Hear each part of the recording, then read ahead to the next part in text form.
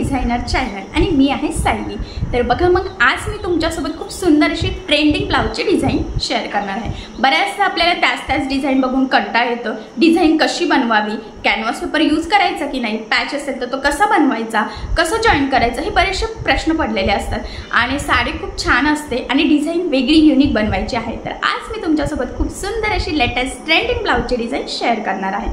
तर बघा ही जी काही डिझाइन आहे त्याची कटिंग आणि स्टिचिंग दोन्ही पण मी तुम्हाला अतिशय सावकाश स्टेप बाय स्टेप आणि खूप काही महत्त्वाच्या टिप्स अँड ट्रिक्स सांगणार आहे, जेणेकरून हा व्हिडिओ बघून तुम्हाला अशी छानशी लेटेस्ट ट्रेंडिंग ब्लाउज डिझाइन सहज बनवता येईल। एवढंच नाही तर या डिझाइनमुळे आपल्या साडीला आणि ब्लाउजला इतकं सुंदर लुक आहे, कारण की बऱ्याचदा साडीचं लुक हे आपल्या ब्लाउजवर डिपेंड असतं। ब्लाउज कुठल्या पॅटर्नचा आहे, डिझाइन कशी आहे, ह्या सगळ्या गोष्टी। सो त्यासाठी मग तुम्हाला नक्कीच म्हणजे फायदा होईल की ही डिझाइनमुळे तुम्हाला ब्लाउज कसा असावा किंवा साडीला लुक येण्यासाठी तुम्ही डिझाइन कशी बनवू शकता, तर याची नक्कीच आयडिया येईल आणि ही आयडिया तुम्ही तुमच्या कस्टमरला सुद्धा देऊ शकता, म्हणजे नक्कीच तुमचे कस्टमर सुद्धा खुश होतील आणि कस्टमर तुमचे फिक्स होतील, ते अजून वाढतील सुद्धा। ठीक आहे, चला मग आता वेळ न घालवता आपण आपल्या आजच्या छानशा व्हिडिओला सुरुवात करूयात आणि हा व्हिडिओ तुम्ही स्किप न करता पुन्हा नक्की बघा, जेणेकरून हा व्हिडिओ बघून डिझाइन कशी बनवावी सोप्यात सोप्या पद्धतीने तर हे तुमच्या सहजच लक्षात येईल। ठीक आहे, तर हे बघा इथे तुम्ही बघू शकतात की हा आहे ब्लाउज पीस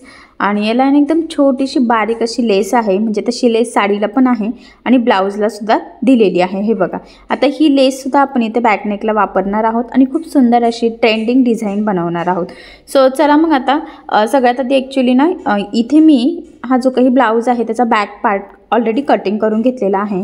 तर अस्तर आणि मेन फॅब्रिक असं दोन्हींची बॅक पार्टची कटिंग झालेली आहे आणि आता डिझाइन बनवण्याच्या आधी मी तुम्हाला सगळ्यात आधी या ब्लाउजचं मेजरमेंट कसं आहे ते सांगते, म्हणजे तुम्हाला तुमच्या मापानुसार ह्या डिझाइनसाठी कशा पद्धतीने कटिंग स्टिचिंग करावी तर हे सहजच लक्षात यावं यासाठी। तर बघा आता हा जो काही ब्लाउज आहे तर त्या ब्लाउजची जी काही उंची आहे तर त्यामध्ये आपण 1 इंच मार्जिन ॲड केलं आहे। तुम्ही सुद्धा जी उंची असेल त्यामध्ये 1 इंच एक्स्ट्राचं मार्जिन ॲड करायचं। इथं उंची आहे 13, 1 इंच मार्जिन असं टोटल आपण 14 इंचाला मार्किंग करून घेतलेली आहे। त्यानंतर इथून घेतलेला आहे 2.5 इंचाची गळा रुंदी आणि 5.5 इंच शोल्डर। त्याचबरोबर याचा मुंडासुद्धा आपण घेतलेला आहे 5.5 इंचाचा, 1.5ला मार्किंग करून बॅक साईडच्या मुंड्याचा शेपसुद्धा दिलेला आहे। इथून घ्यायचा आहे छातीचा चौथा भाग म्हणजे 8, 8 चौक 32 अधिक 1.5 असं टोटल 9.5 इंचाला मार्किंग करून हा बॅक पार्ट आपण इथे कटिंग करून घेतलेला आहे। आता सगळ्यात आधी गळ्याची जी काही मार्किंग आहे तर ती आता आपल्याला इथे अस्तरच्या बॅक पार्टवर करायची आहे। तर बघा मग इथे तुमचा जेवढा गळा असेल त्यामध्ये 1/2 इंच तुम्ही एक्स्ट्राचं मार्जिन ॲड करायचं आहे। तर बघा मी इथून ह्या पद्धतीने बंद बाजूच्या साईडने टेप ठेवलेला आहे आणि आता इथे गळ्याची मार्किंग करून घेते। तर बघा मी इथे 10.5 इंचाला मार्किंग केली, 10 इंचाचा गळा आहे आणि त्यामध्ये 1/2 इंच एक्स्ट्राचं मार्जिन, 2.5 इंच गळा रुंदीची मार्किंग करायची आहे आणि पट्टीच्या सहाय्याने सगळ्यात आधी आपल्याला हा बॉक्स ड्रॉ करून घ्यायचा आहे। ही आपली बेसिक स्टेप आहे, तुमचा गळा कुठलाही असो तुम्हाला ह्या पद्धतीने सगळ्यात आधी हा बॉक्स काढूनच घ्यावा लागतो। तर बघा मग हा बॉक्स ड्रॉ केल्यानंतर गळ्याची मार्किंग करायची। तर सगळ्यात आधी या पद्धतीने एक लाईन ड्रॉ करायची आणि बघा इथून ह्या पद्धतीने गोलाकार शेप द्यायचा आहे। हा आहे व्ही गळ्याचा। स्ट्रेट लाईन मारली तर खूप छोटा गळा होतो, त्यामुळे मग आपण थोडंसं बाहेरनं मार्किंग करत असतो आणि बघा ह्या पद्धतीने मग जी मार्किंग होती एक्झॅक्टली त्यावेळेस मी इथे कटिंग करून घेतलेलं आहे। आता सगळ्यात आधी आपल्याला काय करायचं आहे की हा जो काही बॅक पार्ट आहे ना अस्तरचा आणि मेन फॅब्रिकचा तर तो एकमेकाला इथे जोडून घ्यायचा आहे। त्यासाठी आपल्याला सगळ्यात आधी काय करायचं आहे की जो काही आपला ब्लाउजचा बॅक पार्ट आहे तर तो ह्या पद्धतीने सरळ ठेवायचा आहे आणि त्यावर आपण कटिंग केलेला जो काही अस्तरचा बॅक पार्ट आहे तर तो ठेवून घेतलेला आहे। बघा इथे मी सेंटरला एक पिन लावते आणि दोन्ही साईडच्या शोल्डरलासुद्धा एक पिन लावून घेते, जेणेकरून ते व्यवस्थित प्रॉपर आपल्याला स्टिच करता येईल आणि गोळासुद्धा व्हायला नको यासाठी। तर त्यानंतर आता आपल्याला एकदा इथे गळा रुंदी मोजून घ्यायची आहे, बरोबर आहे की नाही, जेणेकरून शोल्डर उतरायला नको। ठीक आहे, आणि त्यानंतर आता आपल्याला मग इथे गळ्याच्या साईडने साधारणतः 1/2 इंच एवढं मार्जिन ठेवून टीप मारून घ्यायची आहे। टीप मारताना एकसारखं मार्जिन राहील याची काळजी घ्यायची आहे, जेणेकरून आपला गळ्याचा शेप चुकायला नको। तुम्हाला जर वाटत असेल तर तुम्ही हा जो काही शेप आहे तर हा कॅनव्हास पेपर लावून सुद्धा स्टिच करू शकतात, पण मी बिना कॅनव्हासचा करणार आहे, कारण की व्ही गळा, चौकोनी गळा आणि गोल गळा बिना कॅनव्हास पेपरचा सुद्धा आपण रेडी करू शकतो। ठीक आहे, आणि बघा मग त्यानंतर कमरेच्या साईडला साधारणतः 1/2 इंच एवढं मार्जिन ठेवत आपण इथे टीप मारून घेतलेली आहे। या स्टेपमुळे काय होतं की गळा आणि कमरेचा पार्ट दोन्ही आपल्या सोबतच फिनिशिंग सहित रेडी होतं। त्यानंतर जो काही एक्स्ट्राचा आपला मेन फॅब्रिक आहे तर ते आपल्याला इथे खालच्या साईडचं बघा कट करून घ्यायचं आहे म्हणजेच कमरेच्या साईडचा, आणि त्यानंतर गळ्याच्या मध्ये सुद्धा जो काही मेन फॅब्रिक म्हणजे ब्लाऊज पीसचा जो काही एक्स्ट्राचा कपडा आहे तर तो इथे आपल्याला कटिंग करून घ्यायचा आहे। आणि हा कट केल्यानंतर आपल्याला ह्या शेपला द्यायचे आहे छोटे छोटे कट्स, जेणेकरून ज्यावेळेस आपण हा बॅक पार्ट सरळ करू तर तो प्रॉपर फिनिशिंग सहित व्यवस्थित यावा, त्याचा आकार आपल्याला हवा आहे तसाच यावा, यासाठी ही स्टेप खूप इम्पॉर्टंट आहे।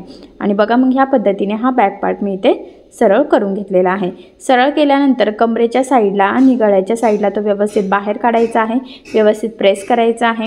आणि सगळ्यात आधी आता आपल्याला इथे गळ्याच्या साईडला द्यायची आहे दाबटीप।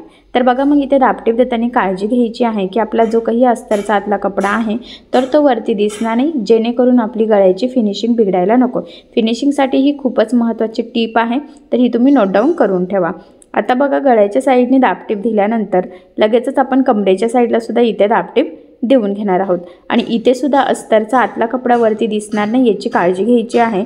त्याचबरोबर आता इथे तुमच्या लक्षात येईल की बघा इथे गळा आणि कमरेचा पार्ट दोन्हीही सोबतच रेडी होते, त्यामुळे ह्या पद्धतीने तुम्ही सुद्धा स्टिच करू शकता, जेणेकरून आपल्याला इथे कमरपट्टी लावण्याची सुद्धा गरज पडत नाही। तर बघा प्रॉपर फिनिशिंग सहित इथे रेडी झालेला आहे।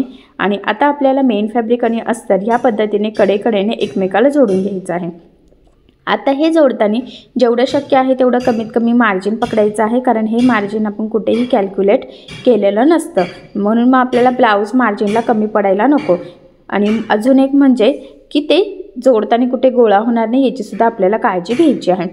त्यानंतर जे काही एक्स्ट्राचं आहे तर ते आपल्याला इथे कटिंग करून घ्यायचं आहे, कारण तुम्हाला सगळ्यांना माहीत आहे अस्तरवर आपण परफेक्ट कटिंग करत असतो आणि ब्लाऊज पीसचा कपडा आपण थोडासा एक्स्ट्राचं मार्जिन ठेवून कटिंग करत असतो, जेणेकरून आपल्याला स्टिचिंगला सोपं जावं। म्हणूनच गळा रेडी झाल्यावर ह्या पद्धतीने अस्तर आणि मेन फॅब्रिक एकमेकाला जोडून परफेक्ट मापाचा बॅक पार्ट रेडी करायचा असतो, आणि तो आपण इथे करून घेतलेला आहे। ठीक आहे, आता हा जो काही पार्ट आहे ना तर हा मी साईडला ठेवते। आणि बघा गळ्याच्या मधले जो काही कपडा उरलेला होता तर तो आता इथे घेत आहे, तर तो ह्या पद्धतीने मी फोल्ड केलेला आहे। आणि आता थोडंसं एक्स्ट्राचं मी त्याचं इथे कट करून घेते, कारण की एवढं आपल्याला सफिशियंट आहे। तर तो उलटा करायचा आहे आणि बघा इथून 1/2 इंच एवढं मार्जिन ठेवून आपल्याला सिंपल टिप मारायची आहे।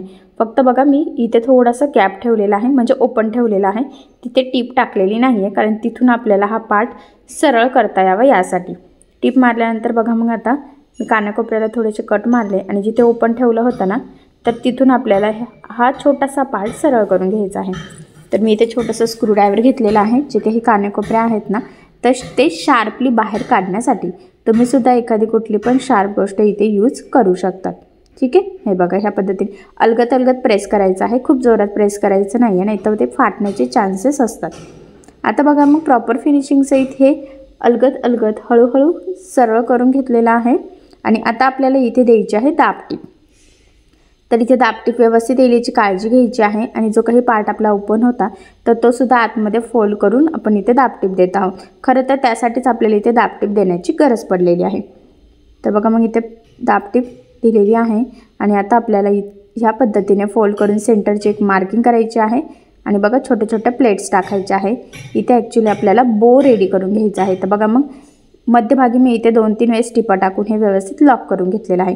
तुम्ही सुई धाग्याने सुद्धा पॅक करू शकतात, पण असं पण रेडी होतं, त्यामुळे मग मी असा इथे बो रेडी करून घेतला। त्यानंतर आता थोडासा अजून कपडा लागणार आहे ब्लाऊज पीसचा, तर तो मी इथे कटिंग करून घेते।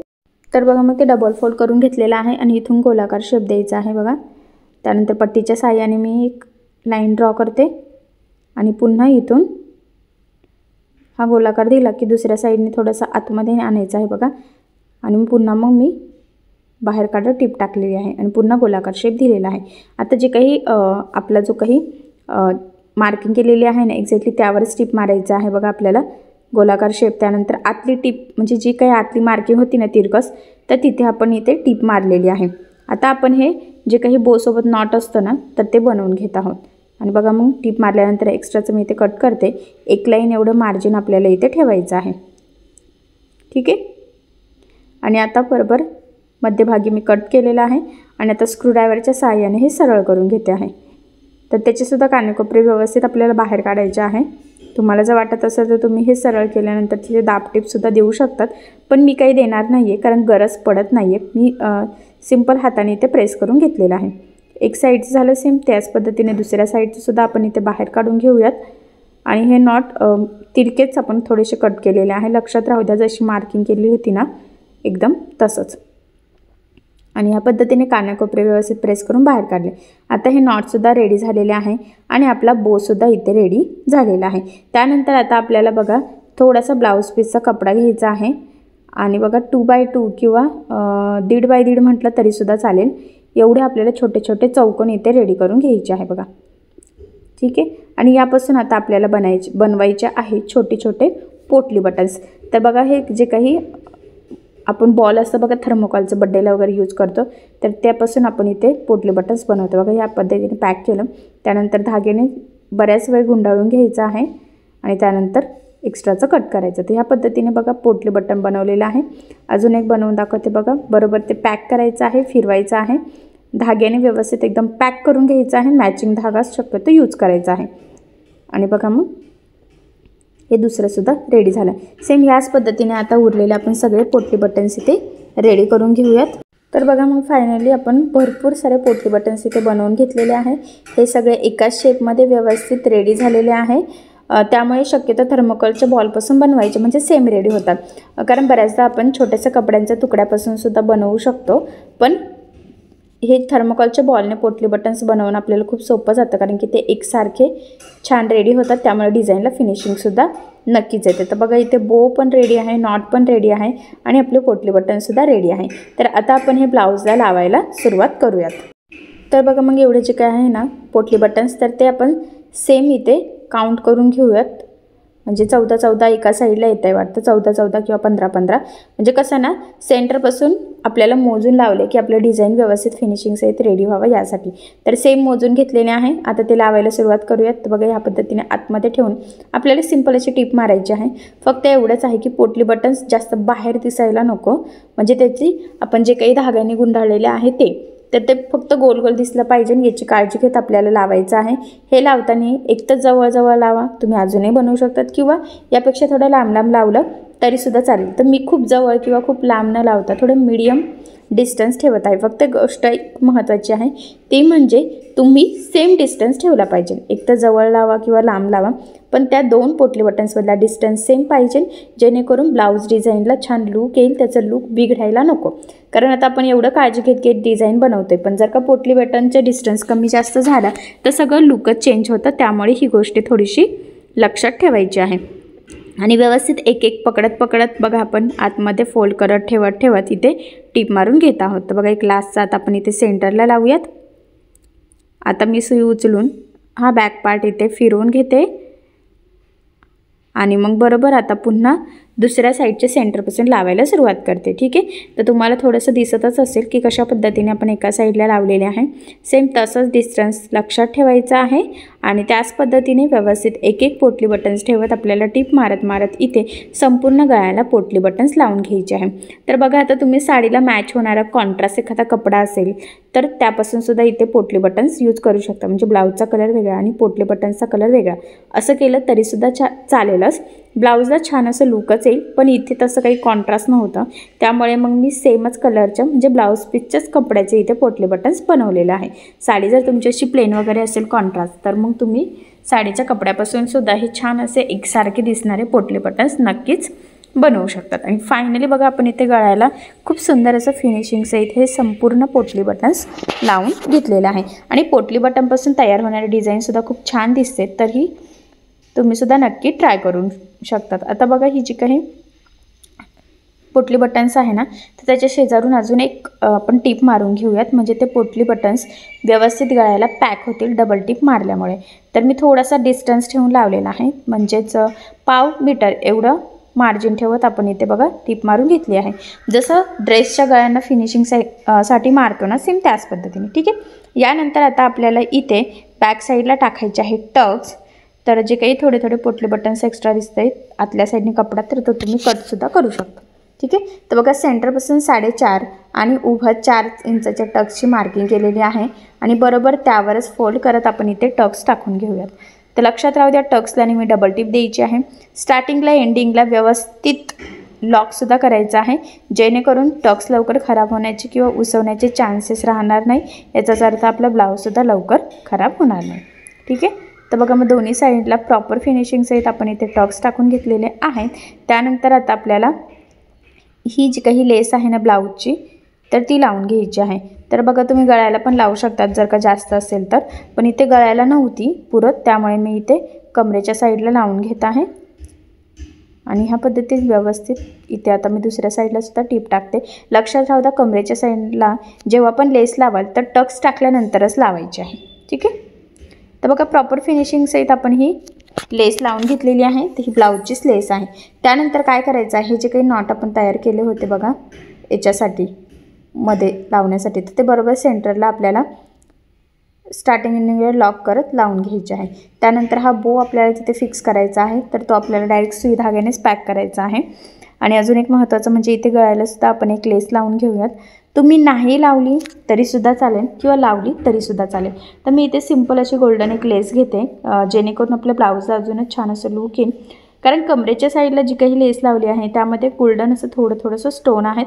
त्यामुळे म्हटलं की चला गोल्डनच आपण इथे गळ्याला लावूयात जेणेकरून ते छान असं मॅच पण होईल आणि ब्लाऊजला अजून सुंदर लूकसुद्धा येईल.